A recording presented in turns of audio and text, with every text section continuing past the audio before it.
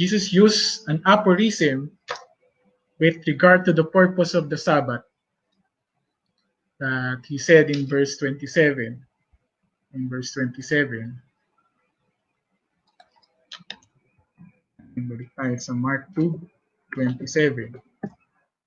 When he said, and he said to them, the Sabbath was made for man, and not man for the Sabbath.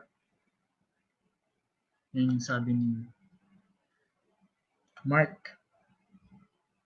Sabi ng Panginoong Jesus, the answer of the Lord Jesus Christ by exonerating and justifying the actions of his disciples with an aphorism. Ano ba yung aphorism? Aphorism is a statement contains essential truth, or this parallel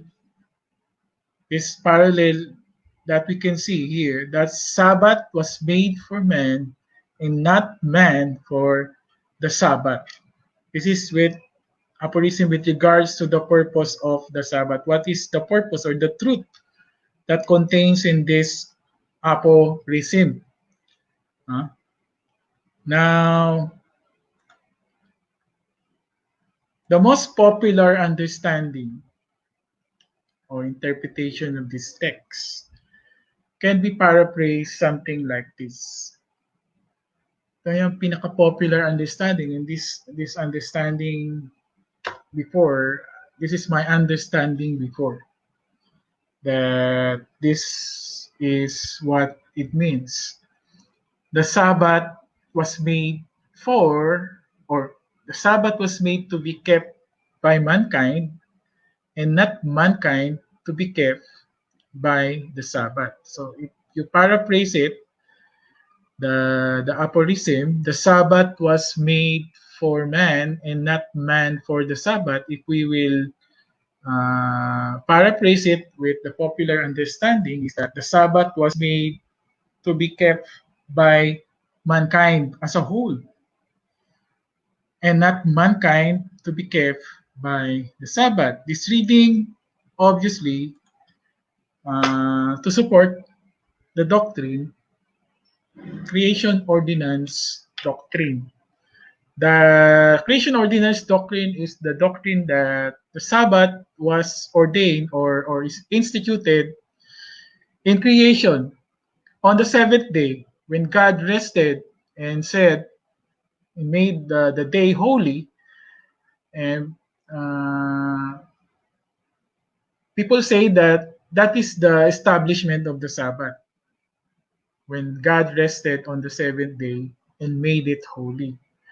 But the question is, now I will not answer that first, whether that is a creation ordinance, but we can see here in this text whether this is referring to creation ordinance of the Sabbath, because as the verse said, the Sabbath was made for man, and the Sabbath was made for man and not man for the Sabbath. They understand popularly by this popular understanding is that man there is referring to the mankind, that the Sabbath was made for mankind.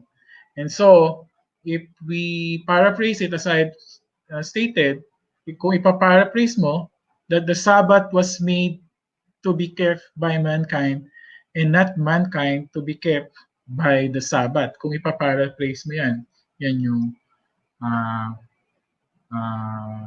reading, no? Yan yung paraphrase reading natin. If we will say that that the Sabbath was made to be kept by mankind and not mankind to be kept by the Sabbath. So it's obvious that this reading is the reading of the creation ordinances, yung mga who holds to the creation ordinance establishment of the Sabbath. As I've said, we will answer this based on the text na makikita natin that this is not what the aphorism is intending to say, or what Jesus intended to mean of this aphorism. This is not It is outside of the aphorism. Contextually, it is very remote. Malayong malayo sa context. It is not the question in the context of what Jesus meant with this aphorism. And this interpretation, that this is a creation ordinance to be kept by mankind, is completely relegates the antithetical parallelism.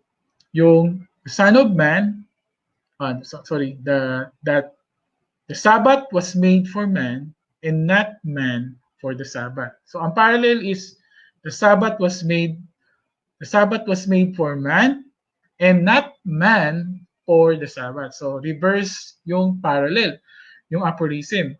So kung sasabihin kung yung question doon is the origin of the Sabbath is locating on the Sabbath, the creation. It destroys the parallelism. And in contextual, dun sa context, devoid of the meaning of the text based on the context. The Pharisees' accusation, ang accusation ng Pharisees of the plucking of the cord and subsequent eating is within the Sabbath's holy ordinance to the Jews, as I noted. Thereby, the Pharisees vehemently opposed and accused Jesus primarily of violating the Sabbath and only secondary the disciples, since they are only followers of their master, Jesus. So the real target of the accusation is the Lord Jesus Christ, because the Lord Jesus Christ allowed his disciples to pluck the corn and to eat the corn during the Sabbath day. So there is no question with regards to the origin of the Sabbath or stating the origin in creation. But the question is their violation of the Sabbath. So napakalayo nung sasabihin natin that, oh, the Sabbath was made for man and not man for the Sabbath. Yeah, that's the text that says it is for all mankind. But impossible in the context, because the context is pertaining to violations to the Jewish Sabbath. No? There is no question of extending the Sabbath to all mankind, or either way is stating that because the Sabbath, because the use of the word man was the anthropos in Greek, anthropos or generic, kaya nila sinasabi na that refers to mankind in general, or generic term for man is anthropos. I already stated that the Sabbath was exclusive to the Jews in letter B because it was the sign of God's covenant with Israel. So very clear sa Old Testament that the Sabbath was exclusive to the Jews because it was the sign of God's covenant with Israel. It is the core. Siya yung central to God's covenant with Israel. The Sabbath was the sign of the old covenant. It is the marriage ring. It is the marriage ring of God with Israel, so to speak. Ito yung sign ng marriage, the covenant between God and Israel. So, to state that the Sabbath was made to be kept by mankind in general is to say that God covenanting all mankind. As simple as that. If we say that the Sabbath was for all mankind, beginning at the creation, there is no sense of the Sabbath being the special sign or the sign of God's covenant with Israel, or the exclusive sign of God's covenant with Israel. Furthermore, in Nehemiah 9:13-14, let us read this. In Nehemiah 9:13-14,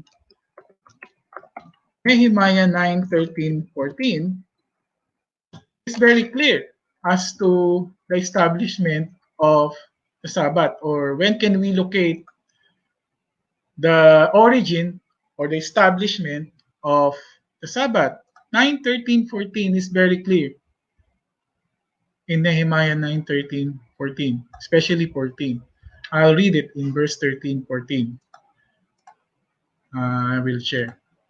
So, as we can see here, it's very clear, as Nehemiah said in the prayer. You came down on Mount Sinai and spoke with them from heaven and gave them right rules and true laws, good statutes and commandments. And you made known to them your holy Sabbath and commanded them commandments and statutes and a law by Moses your servant. You gave them bread from heaven for their hunger, and teachers of the Jewish teachers believe that the Sabbath was given only to the Jews. And to say that this is a creation ordinance is to snatch this Sabbath away of its origin, true origin, and exclusive scope. That this is only for Israel, for the Jews. The Sabbath was the sign, the exclusive sign of God's covenant with Israel as a separate and holy nation for himself. So the passage that we are dealing is does not deal with, actually, the passage does not deal with the extension of the rabbinic parallel to mankind. And to assert that the word anthropos has generic significance is without contextual warrant. Wala sa context yung question that what the aphorism is teaching, or the gist of the aphorism is to extend it to mankind. Wala dun sa parallel na the Son of Man, that Sabbath was made for man and not man for the Sabbath. It is simply out of context. It is forced, to say the least. Nasabihin na ang tinuturo doon is locating the Sabbath origin in creation. Just because ginamit yung man na generic or the anthropos in Greek to mean that is for mankind. So napakalayo sa context, lalong-lalo na sa parallel ng aphorism. So kung ang reading ng text, if the reading of the text ay ganito, katulad ng kung ipaparaphrase natin yung creation ordinance view, that the Sabbath was made to be kept by man. So remember, ang text is the Sabbath was made for man and not man for the Sabbath. So purportedly, if the creation ordinance text goes something like this, if we will paraphrase, the Sabbath was made to be kept by man, right? Yun yung magiging, that will be the reading, the paraphrase reading. The Sabbath was made to be kept by man, referring to mankind. Then, the logical conclusion for the parallel would be something like this. Yung second, yung parallel ng first sentence. Magiging ganito. That will be like this. But not man to be kept by the Sabbath. Second, the parallel is absurd. How can man be kept by the Sabbath? Huh? Did you see this? Kita nyo? That the second sentence is an absurd, illogical for the parallel, because the parallel said the first sentence is the Sabbath, if this is the reading, the Sabbath was made to be kept by man. So ang parallel ay magiging, but not man to be kept by the Sabbath. Paano makikef ng Sabbath ang man? How do this Sabbath will be kept by man? To be kept by the Sabbath yung man, yung parallel. How? That would be absurd. Absurd yung parallel. So, malayo-malayo yung question. There is no question of the origin or the location of the Sabbath to creation. Malayo-malayo. Now, Don Carson, D.A. Carson, put it excellently like this of the gist of the aphorism, the aphorism parallel. Don Carson, New Testament theologian from Trinity Evangelical Divinity School, New Testament research professor, New Testament in the USA. So, according to Carson, as he puts it like this is very excellent that I want to quote. The gist of the aphorism, as Carson put it, is this. The word man is used neither to limit the reference to the Jews, nor to extend it to all mankind. See that? That question is not considered. The verb made is simply a circumlocution for God's action. God's action, not the location or the origin of the institution or the establishment, but for God's action. The Sabbath was made, that made the verb for man, meaning the purpose of the Sabbath was made by God. So that's simply the meaning of made for man. The meaning of the verse is this, according to Carson. The absolute obligation of the Sabbath commandment is challenged. Lord Jesus Christ is challenging. The absolute obligation of the Sabbath commandment is challenged, though its validity is not contested in principle. So, furthermore, Carson said, Jesus is not suggesting that every individual is free to use or abuse the Sabbath as he sees fit. But the Sabbath observance in the Old Testament was a beneficial privilege, not a mere legal point, an end in itself, as the Pharisees seem to think. So, did you understand that? That Sabbath, the verb made, is not referring to the institution or when it was instituted, but the verb made is with regards to God's action of the purpose of the Sabbath. That what the Lord Jesus Christ is challenging is on the absolute obligation of the Sabbath commandment. Though here we can see that the Lord Jesus Christ in principle is not contesting its validity. Hindi niya kino-contest yung validity ng Sabbath in this in Mark and also in other gospels. Hindi niya kino-contest ang validity ng Sabbath at this time, if I may say. But hindi niya rin sinasabi that we as or them, dun sa mga Pharisees yung kausap niya, Jesus is not suggesting that every individual is free to use or abuse the Sabbath as they see fit. But the purpose of the Sabbath observance is a beneficial privilege to Israel and not a mere legal point that the Pharisees seems to think. That is from Don Carson. Number 5, and this will go to verse 28. Why did the Lord Jesus Christ exonerate? The answer of the Lord Jesus Christ exonerating and justifying the actions of the disciples of his disciples, which is the most higher reason or higher answer of the Lord Jesus Christ.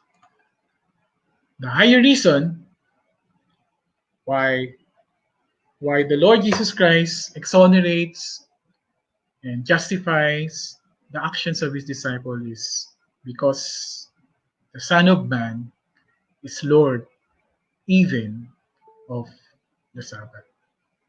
That is the reason. In verse 28, he said, in verse 28, Mark 2:28. Let us go back to that in 28. So the Son of Man is Lord even of the Sabbath. The Son of Man is Lord even of the Sabbath.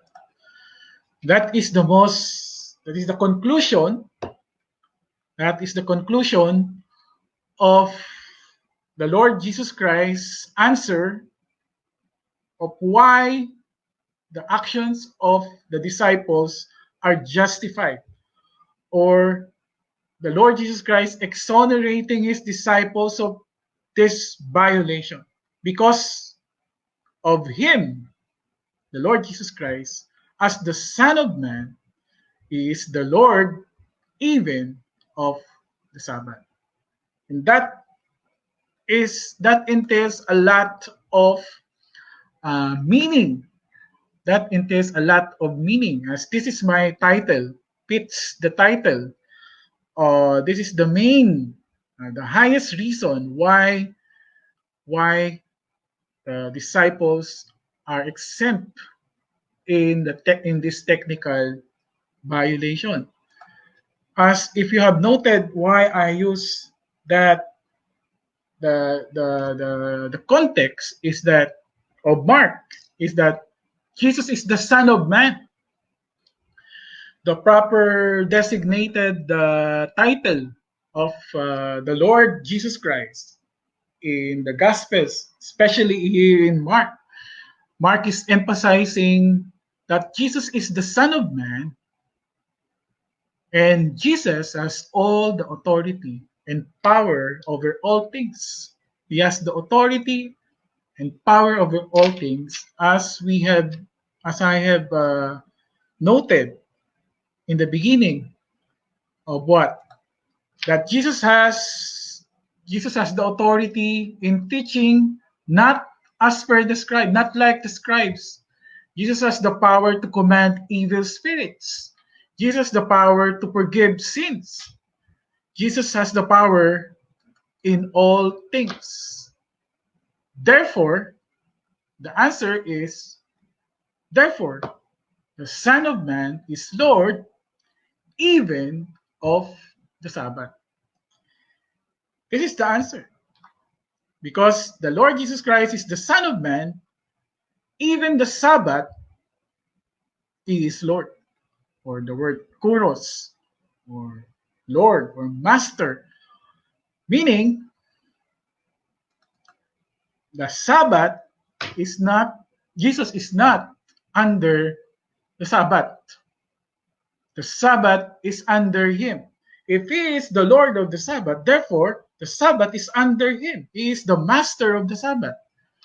So the question is not his relation to the Sabbath, but its relation to him. The Sabbath relation to him. Not his relation to the Sabbath, but the Sabbath relation to him. Therefore, the disciples were without guilt with respect to the charge of violation by the Pharisees. The disciples, again I repeat, therefore, because Jesus is the Lord of the Sabbath, therefore the disciples were without guilt with respect to the violation charged by the Pharisees.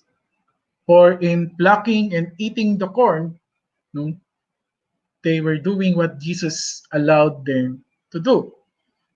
As I have noted, the real target of the accusation is the Lord Jesus Christ, because the Lord Jesus Christ is the master. And what the disciples, no one is above his master. The Lord Jesus Christ is the master, and what the Pharisees where what the Pharisees have done is by what Jesus allowed them to do.